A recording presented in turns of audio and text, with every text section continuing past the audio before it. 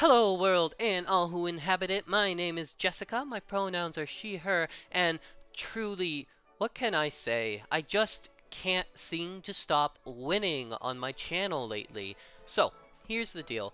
A lot of my junior format related focus lately has been on an ongoing Swiss tourney taking place in 08 format. I didn't have as much time as I would like to check the pre-banless 09 format, and then suddenly I realized that tournament was 3 hours away. So, I essentially made some last minute edits to a no brain cells Dragon Bungus build that I fully expected would get blown away immediately. 3 matches later, I'd stumbled ass backwards into total victory. Now, one thing I do want to address before this video goes any farther is, do I think this is the strongest deck in the format?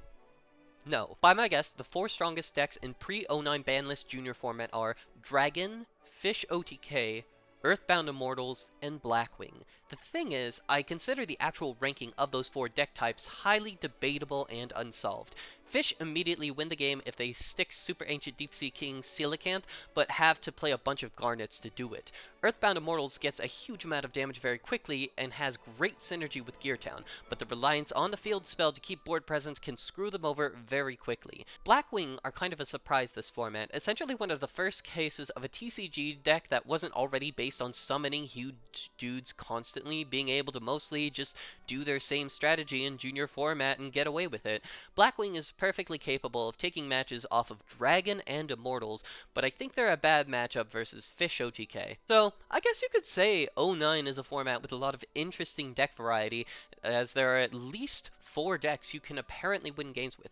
You could also say it's a format with a couple absolutely busted decks that win the game immediately if they get the right combination of cards, and get stuck with a subpar strategy if they don't. Now, conveniently, all the decks I named as the top 4 in the format were represented in the top 4 of this particular tournament, so we'll have plenty more to say about how they function as the video goes on, but for right now, let's talk about my Dragon deck list and how we won games with it. First up, we've got a very famous boy here, Red Eyes Darkness Metal Dragon, one of the most incredible names of a Yu-Gi-Oh card imaginable. This thing is fucking crazy in junior format. It was very strong in the TCG with a summoning condition that let it usurp previous tribute summoning rules, making it so hard to summon these high-level monsters. In this format, that special summon is just an extra way to summon it. It's just an extra option, and that's it. Because you can just normal summon this thing from your hand, or you can special summon Vice Dragon,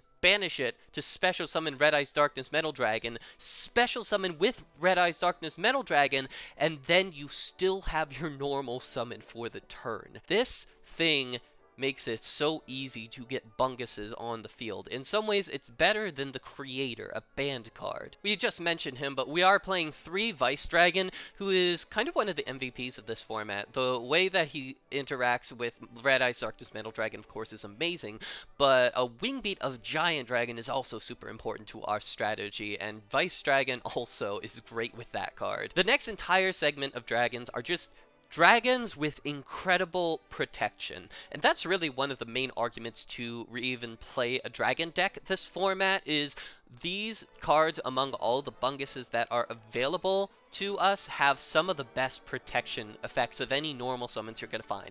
Prime Material Dragon, of course, is basically a Stardust Dragon-like that also punishes your opponent playing a burn strategy. White Knight Dragon negates spell and trap cards that target it, and it also has a second effect that can help you protect your smaller monsters. Tyrant Dragon is, of course, immune to targeting traps, so no Trap Hole, no Regeki Break, no Phoenix Wing Wind Blast. We are playing 1 copy of Clear Vice Dragon. This card is very interesting. It's worth having 1 on hand just because it can spring a huge amount of damage on your opponent suddenly if they're not expecting it, but you really don't want to have multiple copies of this because it cannot maintain board presence by itself during your opponent's turn. We've got 3 copies of Dark Horus, which in this deck might as well be a vanilla, and then we got 2 Blue Eyes White Dragon, which is a vanilla. This lineup is actually incorrect, I think. I should have gone with 3 Blue Eyes, 2 Dark Horus, for the reason that I'm playing 2 Chaos Sorcerer, and the math works better that way. For our spell and trap card lineup, we've got triple Wing Beat of Giant Dragon, which is one of the things that makes this deck so good at winning games. We have Heavy Storm, we have Giant Trunade,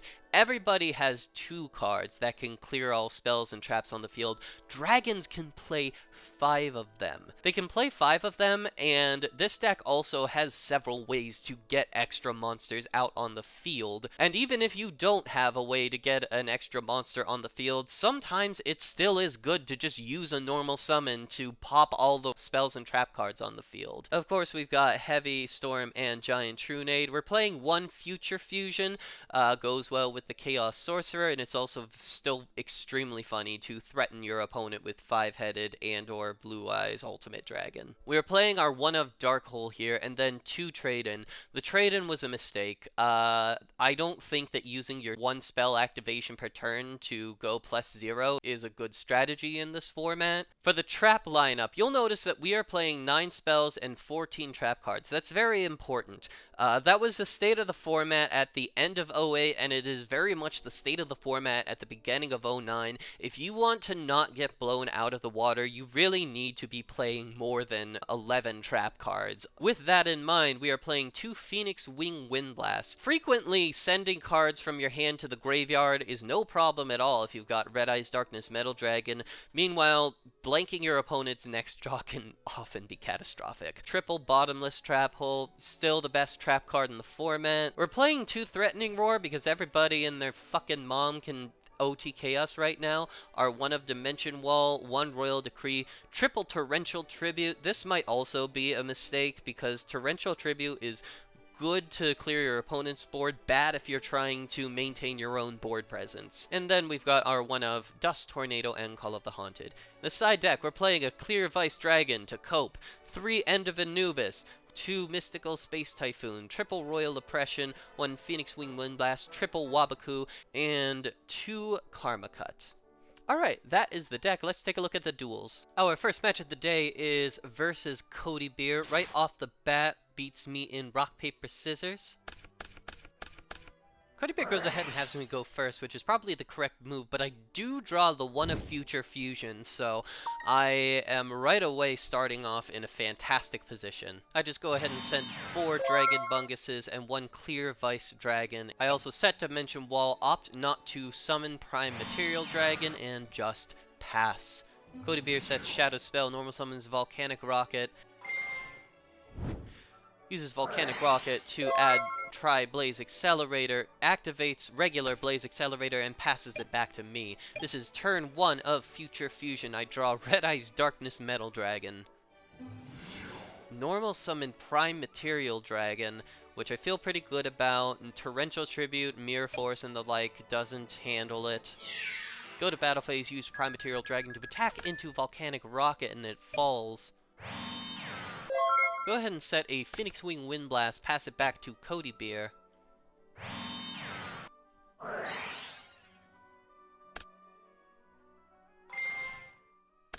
Cody Beer uses Tri-Blaze Accelerator's effect to attempt to pop Prime Material Dragon. I could negate it here, but I opt to let it go because I have Red Eyes Darkness Metal Dragon in my hand. It is now turn 2 of Future Fusion, and I now get 5-headed dragon on my side of the field. I normal summon Red Eyes Darkness Metal Dragon, check to see if that is good with Cody Beer, activate Red Eyes Darkness Metal Dragon, bring back Prime Material Dragon. Now this is obviously lethal on board. I go to battle phase, attack with Prime Material Dragon. Cody Beer attempts to Mirror Force. I use Prime Materials Dragon, discard White Knight Dragon, negate Mirror Force. Go ahead and get in with the attack. Attack with Red Eyes Darkness Metal Dragon. And 5-headed is last. Cody Beer attempts to Shadow Spell, but that is more than 1 trap card per turn, unfortunately. So that is the end of Game 1. Cody Beer this time opts to go first, sets a Threatening Roar, sets a Volcanic Shell, and passes. I draw for turn, which is Wingbeat of Giant Dragon. Don't have a huge wealth of monsters in my hand to start off with, but that is okay. I start off by using Giant Trunade to bounce Threatening Roar, back to Cody Beer's hand, normal summon Blue Eyes White Dragon, and attack into Volcanic Shell. I set Bottomless Trap Hole and pass. Cody Beer uses Volcanic Shell's effect, pay 500 life points, add Volcanic Shell from deck to hand, sets that Volcanic Shell, sets a Mirror Force. I draw Call of the Haunted for turn. I opt to just attack right in with Blue Eyes White Dragon. I am already assuming that that is just another Volcanic Shell. So I don't care too much, and I pass it back to Cody Beer, who will once again use Volcanic Shell's effect to add a Volcanic Shell to his hand. Sets that Volcanic Shell. Sets a Threatening Roar to go with the Mirror Force and passes it back to me. I draw Phoenix Wing Wind Blast for turn, go to battle phase, and just attack over Volcanic Shell immediately, and down it goes.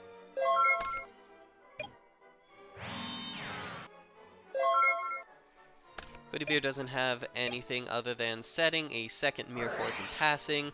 Here, I decide it's a good time to Wing Beat of Giant Dragon. Cody Beer chains Threatening Roar, meaning I cannot attack this turn, but I still pop every spell and trap card on the field, including my own, but I'm getting more of Cody Beer, so I don't feel too bad about it.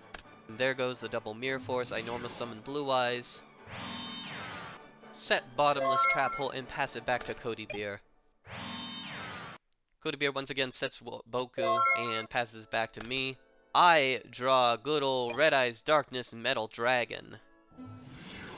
Unfortunately, Blue Eyes is the only other dragon in rotation right now, so I switch it to defense just so that I can get in with Red Eyes Darkness Metal Dragon and not lose completely to Mirror Force, which wouldn't be the worst thing in the world because I still have the Call of the Haunted to recur the Red Eyes Darkness Metal Dragon if that happens, but Cody Beer doesn't have it anyway. Cody Beer sets Threatening Roar, passes it back to me.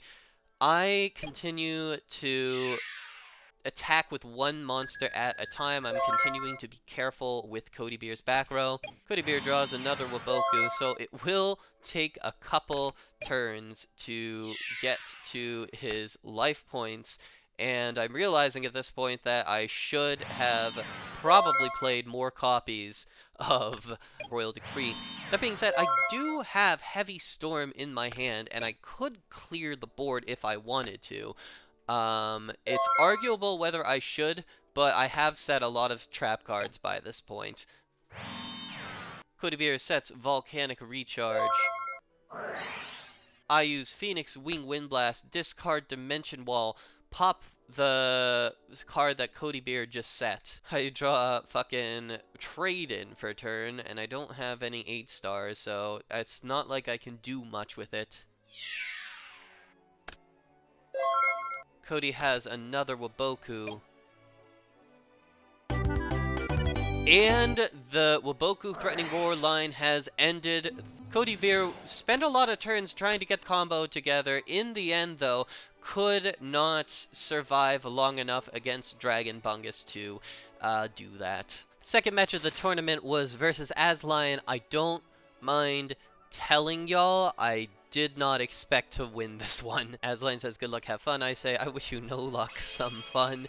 I opt to go first here to try to decrease the likelihood that Aslion will get the OTK, but they do just have Super Ancient Deep Sea King Coelacanth in their opening hand, as well as Mystical Space Typhoon, so I don't know it yet, but I am already fucked. I normal summon White Knight Dragon, set Bottomless Trap Hole, pass.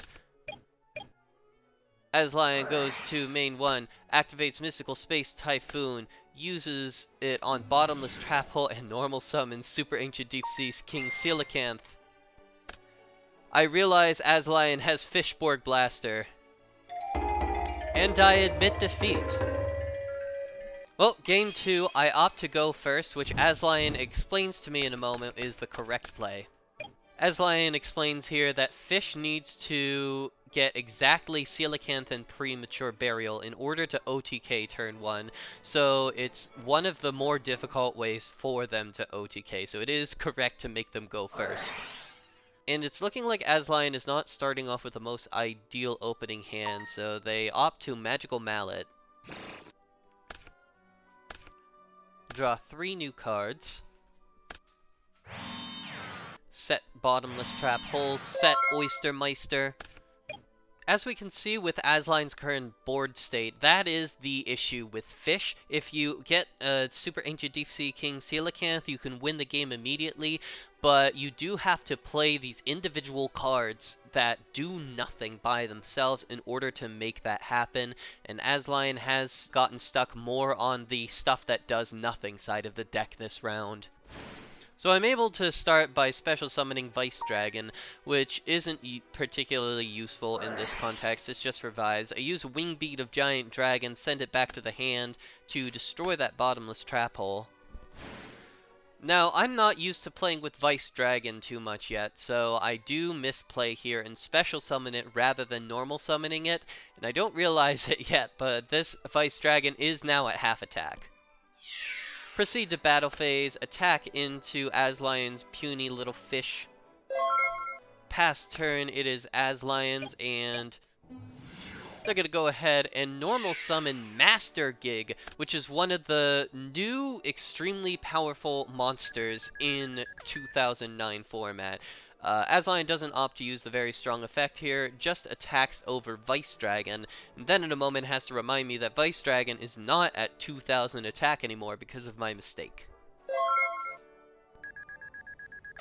So I'm forced to take another 1000 points of damage here, and then I draw Dark Horus for turn, which means that we can properly get going now. I normal summon Red Eye's Darkness Metal Dragon, use its effect, special summon Vice Dragon for the time being. Go to battle phase, attack into Master Gig with Red Eye's Darkness Metal Dragon, attack directly with Vice Dragon, which is back to its normal attack stat. I pass it back to Aslion, who draws a Bottomless Trap Hole for turn, but unfortunately that doesn't deal with any of the presents I already have on the board, and I have a Mystical Space Typhoon for the Bottomless Trap Hole, and a Dark Horus.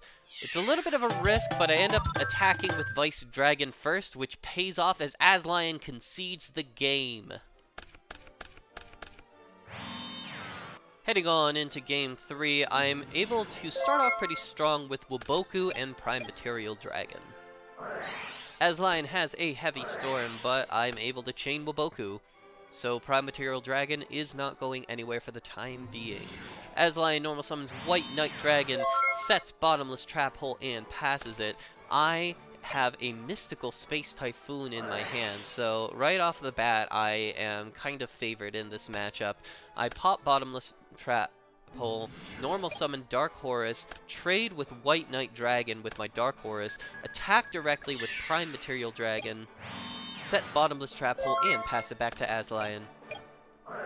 Aslion goes ahead and reloads here in a desperate attempt to get the better fish.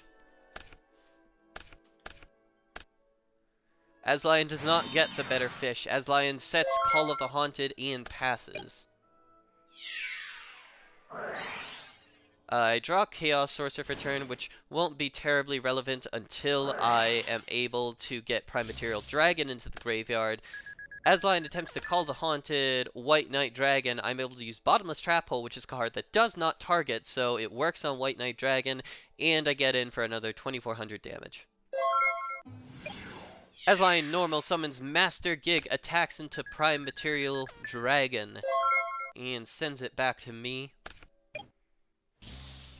But now that is Prime Material Dragon in the graveyard, so I'm able to banish a Light and a Dark for good old Chaos Sorcerer, and use its effect to banish Master Gig. I set Bottomless Trap Hole, pass it back to Aslion, who draws Super Ancient Deep Sea King Coelacanth. The monster has arrived. The problem is I have a Bottomless. That's pretty good because I probably would have lost the duel immediately if this had resolved. Aslion passes it back to me. I draw Tyrant Dragon for game, and I'm able to wrap it up.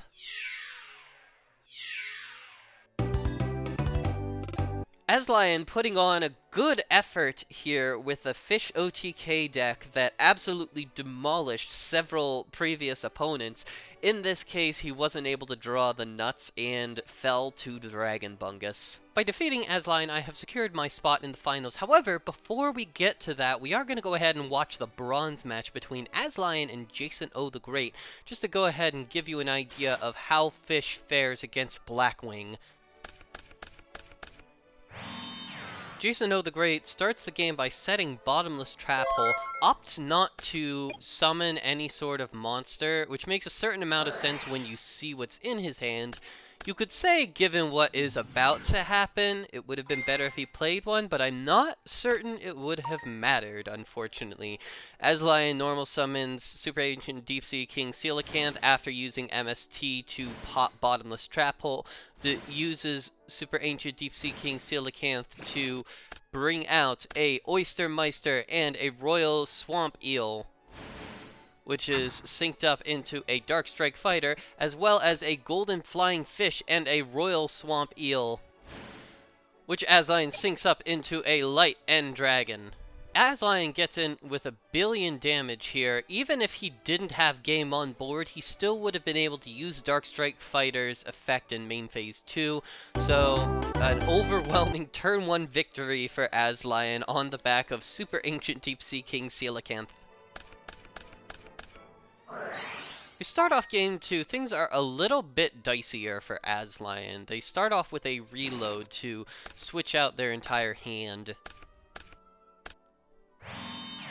They don't get a whole lot better. Aslion sets Torrential Tribute and passes it to Jasonothegreat, who normal summons Storm Shooter with the intention of popping Aslion's back row. Aslion will choose to chain Torrential Tribute, taking out Storm Shooter. Jasonothegreat sets a Torrential Tribute of their own and passes it back to Aslion, who draws a Master Gig for turn. Normal summons it.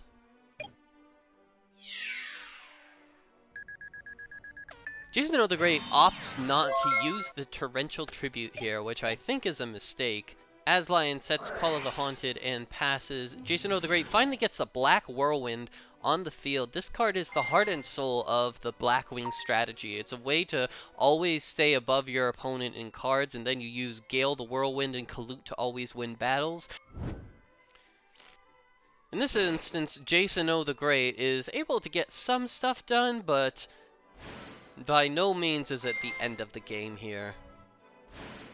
Jason brings out Gale the Whirlwind, uses it to cut Master Gig's attack in half, goes to battle phase, has Bora the Spear take out Master Gig, attacks with Gale the Whirlwind and Elfin the Raven.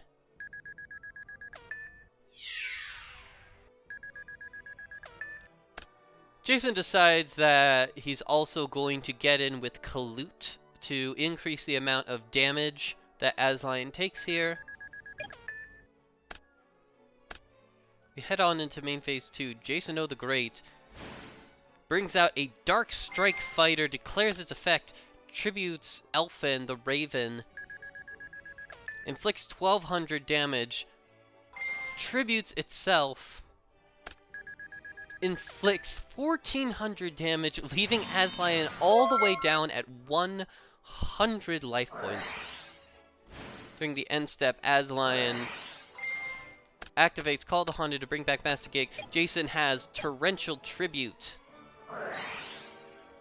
Aslion plays a copy of Reload once again to switch out his hand. Normal summons Gores, the Emissary of Darkness.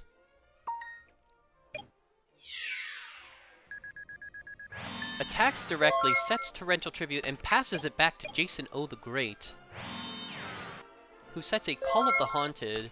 At the end of main 1, Jason goes ahead and activates Call of the Haunted to bring back Elfin the Raven, and then Jason cheats by activating his second trap card, plays Icarus attack to destroy Aslion's entire board, but it doesn't even matter because Aslion has a Super Ancient Deep Sea King Coelacanth to end the game. There's some kind of party going on outside. I'm just gonna go ahead and record and hope that that music doesn't come through here. We have reached the finals, and I am gonna be facing off against Hamyton, who is bringing an Earthbound Immortal deck to the table.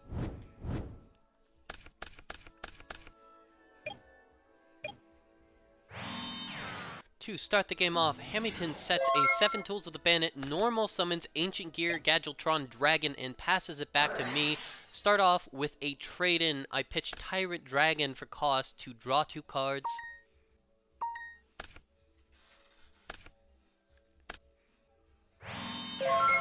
I go ahead and just set a Threatening Roar. I decide not to commit any monsters yet.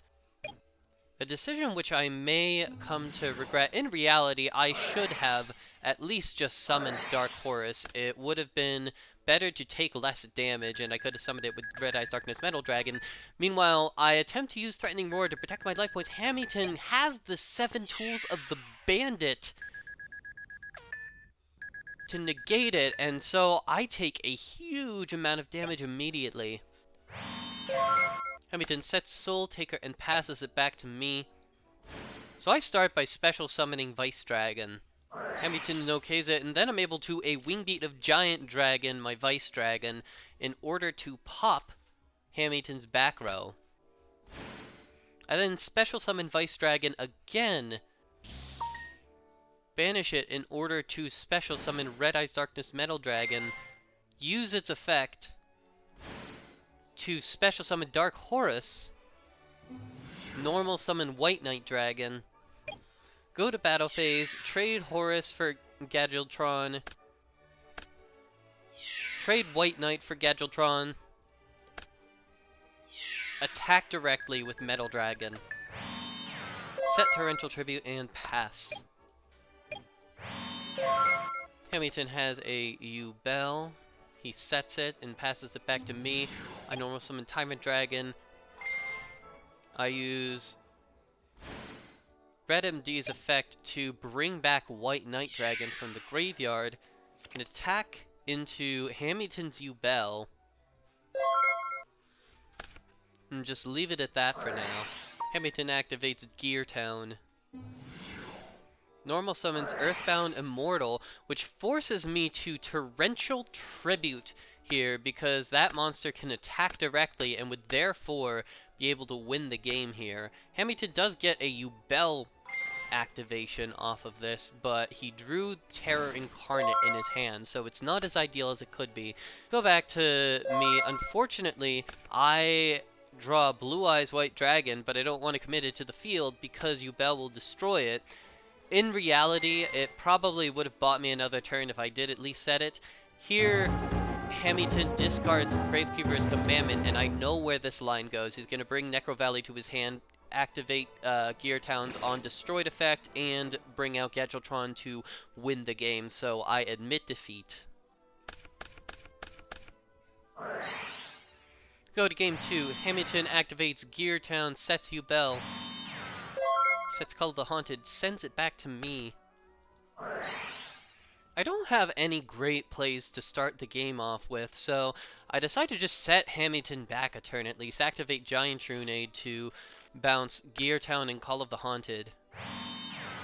Set Bottomless Trap Hole, and don't commit any other monsters to the field, seeing as the only thing I have is Vice Dragon. Hamyton was playing Montage Dragon in this deck. Okay. Hamyton summons Earthbound Immortal, and I use Bottomless Trap Hole to get rid of it. Hamyton sets Call of the Haunted, passes it back to me. Think about what to do, end up just setting Bottomless Trap Hole and leaving it at that. Hamyton discards Commandant in order to add Necro Valley to his hand.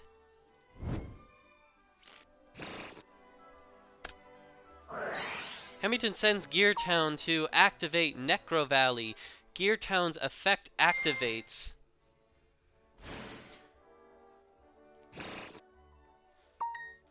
Hamyton summons Gadgetron to the field again, and I once again have a Bottomless Trap Hole for it. Hamyton passes it back to me. I start by special summoning Vice Dragon. After Hamyton okays that, I activate Wingbeat of Giant Dragon, bounce Vice Dragon, and destroy all spells and traps on the field.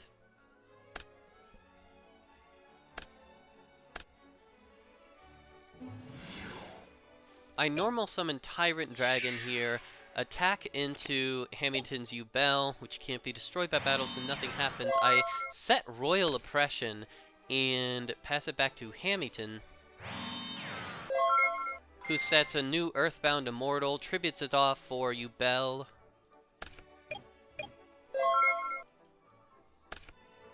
I don't have any moves here, so I just go ahead and pass. Hamyton sets another Earthbound Immortal, tributes it with Yubel, and sends it back to me. I go ahead and set Threatening Roar, pass it back to Hamyton, who sets Torrential Tribute. This time, Yubel will get sent to the graveyard because there's nothing to tribute for it. I decide not to commit any more monsters to the field at this point. I just attack directly with Tyrant Dragon, pass it back to Hamyton, who sets another card, another copy of Torrential Tribute. I attack directly with Tyrant Dragon again. Now Hamyton activates Gear Town and passes it back to me. And I take the game by playing correctly around Torrential Tribute.